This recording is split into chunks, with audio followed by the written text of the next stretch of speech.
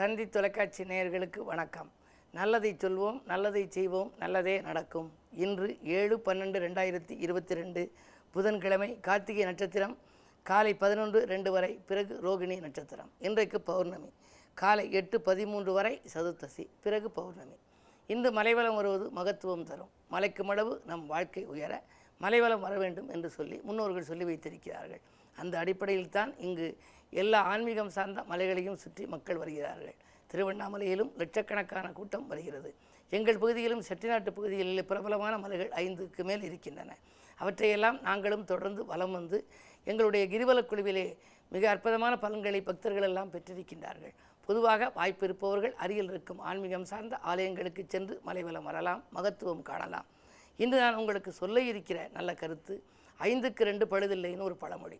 ஒருத்தர் பசு ஒன்று விற்றார். ஒருத்தர்கிட்ட விற்றவர் சொன்னார், இந்த பசு என்ன தரும்னு கேட்டார். 5 விதமான பொருள்களை கொடுக்கும்னார். என்னென்ன பொருள் அப்படின்னு கேட்டார். பால் தரும், தயிர் தரும், வெண்ணெய் தரும், கோமயம் தரும், சாணம் தரும்னார். கொஞ்ச நாள் சென்று 4-5 மாதம் கழித்து என்ன எல்லாம் கொடுக்குதான்னு கேட்டார். அந்த விற்றவர் கொடுக்குது 5க்கு 2 பழுதில்லைனார். என்ன 2 கொடுக்குதுன்னு கேட்டால் கோமயமும் சாணமும் தருது, மற்றதெல்லாம் இனிமேல் தான் தரணும்னார். இது வழக்கு சொல்லலை, சில ஊர் கிராமங்களில் சொல்லுவார்கள். ஆனால் 5க்கு 2 பழுதில்லைன்னா என்ன அர்த்தம்? சிவாய நமங்கிறது 5 எழுத்து. தினந்தோறும் சிவாய நமன்னு நம்ம சொல்லி சிந்திச்சிருந்தோம்னா அபாயம் நமக்கு இல்லைன்னு அவையார் சொல்லியிருக்கா. வயது முதிர்ந்த காலத்தில் சொல்லுவதற்கு தடுமாறுகின்ற காலத்தில் சிவாய நமன்னு சொல்லாதவங்க சிவான்னு சொன்னாலே போதுமா. 5 எழுத்தில் 2 எழுத்து சொன்னாலே பலன். சிவா சிவா சிவான்னு சொன்னாலே மிகப்பெரிய ஆற்றல் நமக்கு கிடைக்கும்னு சொல்கிறாங்க. அந்த அடிப்படையில் 5க்கு 2 பழுதில்லைன்னா மந்திரங்களில் கூட சில எழுத்துக்களை மட்டும் சொன்னாலே போதுமா. ஓரெழுத்து மந்திரம்ங்கிறது என்ன? ஓம். ஈரெழுத்து மந்திரம் அப்படிங்கிறது ராமா. இம்மையில் நன்மை தருவது ராமா என்ற நாமம்னு சொல்லி வரும். 3 எழுத்து மந்திரம் அப்படிங்கிறது முருகாங்கிறது. 4 எழுத்து மந்திரம் அப்படிங்கிறது விநாயகா அப்படிங்கிறது. 5 எழுத்து மந்திரம் அப்படிங்கிறது சிவாய நம. 6 எழுத்து மந்திரம் அப்படிங்கிறது சரவண பவ. 7 எழுத்து மந்திரம் அப்படின்னு எது சொல்கிறோம்? 8 எழுத்து மந்திரம் என்று சொன்னால் ஓம் நமோ நாராயணாய நமக அப்படிங்கிறோம். ஆக இது மாதிரி எழுத்து அடிப்படையில் கூட இந்த மந்திரங்கள், அதாவது தெய்வ நாமாக்களை வைத்திருக்கிறார்கள்.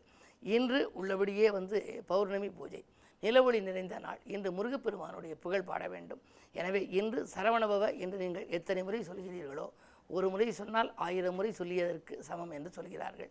எனவே இன்று முருகன் வழிபாடு உங்கள் முன்னேற்றத்தின் முதல் படிக்கு உங்களை கொண்டு செல்லும் என்ற கருத்தை தெரிவித்து இன்றைய ராசி பலன்களை இப்பொழுது உங்களுக்கு வழங்கப் போகின்றேன். மேசராசி நேயர்களே, இன்று வளர்ச்சி கூடுகின்ற நாள். வருங்கால நலங்கருதி நீங்கள் எடுத்த முயற்சிகளில் வெற்றி கிடைக்கும். இன்று ஜென்மத்தில் ராகு இருப்பதால் பயணங்களால் உங்களுக்கு பலன் உண்டு.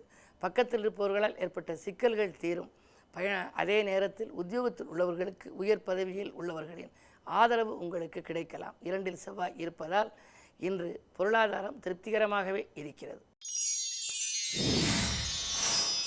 ரிஷபராசினியர்களே, உங்களுக்கெல்லாம் இன்று 2இலே சந்திரன் உங்கள் ராசியில் சஞ்சரிக்கும். செவ்வாயோடு இணைந்து சந்திர மங்கள யோகம் உருவாகிறது. எனவே இல்லத்தில் சுப செய்திகள் சேரும். அதிகாலையிலேயே நல்ல தகவல் வரலாம். பொருளாதாரம் நிறைவாகவே இருக்கின்றது. வெற்றி செய்திகள் வீடு சேருகின்ற நாள் என்று கூட சொல்லலாம். உங்களுடைய வீட்டுக்கு தேவையான விலையுயர்ந்த பொருட்களை இன்று வாங்கி மகிழ்வீர்கள். சூரிய பலம் 7இல் இருப்பதால் பொது வாழ்வில் இருப்பவர்களுக்கு புதிய பொறுப்புகள் கிடைக்கும். உத்தியோகத்தில் உள்ளவர்களுக்கு கூட இதுவரை கிடைக்காத பதவி உயர்வு இன்று தானாகவே வரலாம். எவ்வளவோ முயற்சிகள் செய்தும் கிடைக்கவில்லையே என்று கவலைப்பட்டவர்களுக்கு இன்று அது கிடைத்ததற்கான அறிகுறிகள் தென்படும். மேலும் வியாழன் 11இல் இருப்பதால் அயல்நாட்டிலிருந்து கூட உங்களுக்கு அனுகூல தகவல் உண்டு. இந்த நாள் நல்ல நாள். மிதுனராசி நேயர்களே, உங்களுக்கு விரயஸ்தானத்தில் செவ்வாய், லாபாதிபதி விரயஸ்தானத்தில் இருப்பதால் லாபம் விரயமாகலாம். எனவே உங்களுக்கு கவலைகள் கொஞ்சம் அதிகரிக்கும். சேமிக்க முடியவில்லையே என்று நினைப்பீர்கள். உடன்பிறப்புகளாலும் செலவு, உடன் இருப்பவர்களாலும் செலவு என்ற நிலை உருவாகலாம். பயணங்கள் உங்களுக்கு பலன் தருவதாக அமையும். மதியத்திற்கு மேல் உங்கள் மனக்குழப்பங்கள் அகலும். நினைத்தது நிறைவேறலாம். கடகராசி நேயர்களே, உங்களுக்கு கண்டகச்சனியின் ஆதிக்கம் இருந்தாலும் குறு பார்வை இருப்பதனாலே மலைபோல் வந்த துயர் பனிபோல் விலகும் நாள். இந்த மாற்று கருத்துடையோர் மனம் மாறுவார். வீட்டு முயற்சிகளில், அதாவது வீட்டுக்கு தேவையான பொருட்களை வாங்கும் முயற்சியில் ஆர்வம் காட்டுவீர்கள். குரு 9ஆம் இடத்தில் இருக்கின்றார்.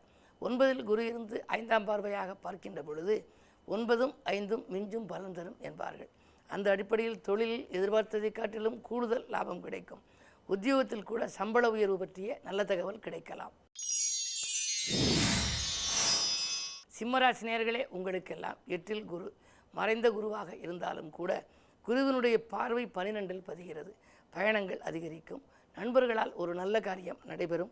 நாட்டுப்பற்று மிக்கவர்களின் ஒத்துழைப்போடு ஒரு கூட்டு முயற்சியில் வெற்றி பெறுவீர்கள். தொழிலில் இதுவரை இருந்த தடைகள் கொஞ்சம் கொஞ்சமாக அகலும்.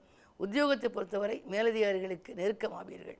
இந்த நாள் உங்களுக்கு யோகமான நாள்.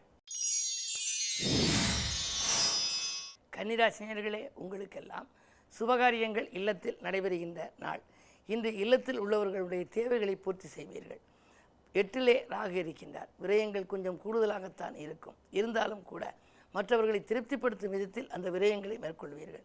9இல் செவ்வாய் இருப்பதால் ஒரு இடத்தை கொடுத்துவிட்டு மற்றொரு இடம் வாங்கலாமா என்று சிந்திப்பீர்கள். முன்பு வாங்கிய இடம் அல்லது முன்னோர்களுடைய இடத்தை கொடுத்துவிட்டு புது இடம் வாங்கும் முயற்சியில் ஆர்வம் காட்டுவீர்கள். உங்களுடைய ராசிக்கு 5இலே சனி இருப்பதால் பொதுவாக பிள்ளைகளை உங்கள் மேற்பார்வையில் வைத்துக் கொள்வது நல்லது. துலாம் ராசி நேயர்களே, உங்களுக்கெல்லாம் சந்திராஷ்டமம். எது செய்தாலும் நீங்கள் சிந்தித்து செய்ய வேண்டும். மனக்கலக்கம் அதிகரிக்கும். மதிப்பும் மரியாதையும் தக்க வைத்துக் கொள்வது அரிது. திட்டமிட்ட காரியங்கள் திட்டமிட்டபடி நடைபெறாது. விரயங்கள் கூடுதலாக இருக்கும். பொது வாழ்வில் இருப்பவர்களுக்கு வீண் பலிகள் வரலாம். கவனம் தேவை. விருச்சிக ராசி நேயர்களே, உங்களுக்கு விடியும் பொழுதே வியக்கும் தகவல் கிடைக்கும் நாள். இன்று விரும்பிய காரியத்தை விரும்பியபடியே செய்து முடிப்பீர்கள். அரசியல் ஈடுபாடு கொண்டவர்களின் ஆதரவு உங்களுக்கு உண்டு. புதிய பொறுப்புகள் உங்களுக்கு வரலாம். குறு பார்வை இருப்பதால் பிள்ளைகளின் எதிர்கால கனவுகளை நனவாக்குவீர்கள். பிள்ளைகளுடைய மேல் படிப்பு அல்லது வேலை சம்பந்தமாக ஏதேனும் முயற்சி செய்திருந்தால் அந்த முயற்சிகளில் உங்களுக்கு வெற்றி கிடைக்கலாம். உத்தியோகத்தில் மேலதிகாரிகளுக்கு நெருக்கமாவீர்கள். அதன் மூலம் உங்களுக்கு அனுகூலங்களும் உண்டு, ஆதாயங்களும் உண்டு. தனுசு ராசி நேயர்களே, புத சுக்கிர யோகம் இருக்கும். இன்றைக்கு பொருளாதார விருத்தி நன்றாக இருக்கிறது. பொது வாழ்விலே புகழ் கூடும். நினைத்தது நிறைவேறும். நிகழ்கால தேவைகள் உங்களுக்கு பூர்த்தியாகும். கொடுத்த வாக்கை காப்பாற்றுவீர்கள். எதிரிகளின் தொல்லை குறையும். லாப நோக்கத்தோடு பழகியவர்களை இனம் கண்டு கொள்வீர்கள். புதிய ஒப்பந்தங்கள் அடுக்கடுக்காக வரும். இந்த நாள் உங்களுக்கு ஒரு நல்ல நாள், முன்னேற்றகரமான நாள். மகர ராசி நேயர்களே, உங்களுக்கு ஜென்மச்சனியின் ஆதிக்கம் இருக்கிறது. அலைச்சலுக்கேற்ற ஆதாயம் கிடைக்காது. அன்பு நண்பர்களின் ஆதரவு ஓரளவு உங்களுக்கு உண்டு. நாளில் ராகு இருப்பதால் அச்சுறுத்தும் நோய்க்கு ஆட்பட நேரிடும். பழைய நோய் மீண்டும் தலை தூக்கலாம். அப்படி வந்தால் உடனடியாக மருத்துவ ஆலோசனை பெறுவது நல்லது. பஞ்சமஸ்தானத்தில் செவ்வாய் இருக்கின்றார். பஞ்சமஸ்தானத்தில் செவ்வாய் இருந்தால் பிள்ளைகள் வழியில் ஒரு நல்ல தகவல் கிடைக்கலாம். படித்து முடித்த பிள்ளைகளுக்கு வேலை கிடைத்த தகவல் கிடைக்கலாம். உதிரி வருமானங்கள் அதன் மூலமும் உங்களுக்கு வரலாம். 3இல் குரு இருப்பதால் உடன்பிறப்புகளும் உறுதுணையாக இருப்பார்கள். இந்த நாள் புதன்கிழமை என்பதனாலே இன்று அனுமனை வழிபடுவது நல்லது. கும்பராசி நேயர்களே, 2இல் குரு. 2இல் குரு இருந்தால் திரண்ட செல்வம் வரும் என்பார்கள். ஆனால் வாக்குவாதங்கள் உங்களுக்கு கொஞ்சம் வரலாம். விரயச்சனியாக இருக்கின்றார். வாக்குவாதங்களை தவிர்த்து வளம் காண வேண்டிய நாள். வசதிகளை பெருக்கிக் கொள்ள முன் வருவீர்கள். வாகன யோகம் உண்டு. பயணங்கள் பலன் தருவதாக அமையும். பக்குவமாக பேசி காரியங்களை சாதித்துக் கொள்வீர்கள். பழைய தொழிலிலிருந்து விடுபட்டு புதிய தொழில் தொடங்குவதில் உங்களுடைய முயற்சிகளை நீங்கள் எடுக்கலாம். அந்த முயற்சி கைகூடும். 2இல் குரு இருப்பதால் பொருளாதார பற்றாக்குறை அகலும். மீனராசி நேயர்களே, உங்களுக்கு நிதிநிலை உயர்கின்ற நாள். ஒரு கடனை அடைக்க மற்றொரு கடன் வாங்கி சங்கிலித்தொடு போல இருந்த கடன் சுமை இப்பொழுது குறையும். அது மட்டுமல்ல, உங்களுக்கு உடன் பிறப்புகளும் உடன் இருப்பவர்களும் உறுதுணையாக இருப்பார்கள். சனியின் பார்வை உங்கள் ராசியில் பதிவதால் ஆரோக்கிய சீர்கேடுகள் மட்டும் சிறு சிறு அளவில் இருக்கலாம். சிறு தொல்லைகள் வருவதால் அதை பொருட்படுத்த வேண்டியதில்லை. அது சரியாகிவிடும். அதே நேரம் 3ஆம் இடத்தில் செவ்வாய்.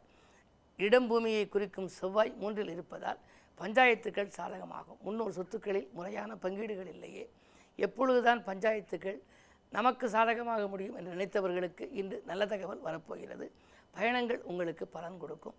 உத்தியோகத்தில் நீங்கள் எதிர்பார்த்த முன்னேற்றங்கள் உண்டு. மேலும் விவரங்கள் அறிய தினத்தந்தி படியுங்கள்.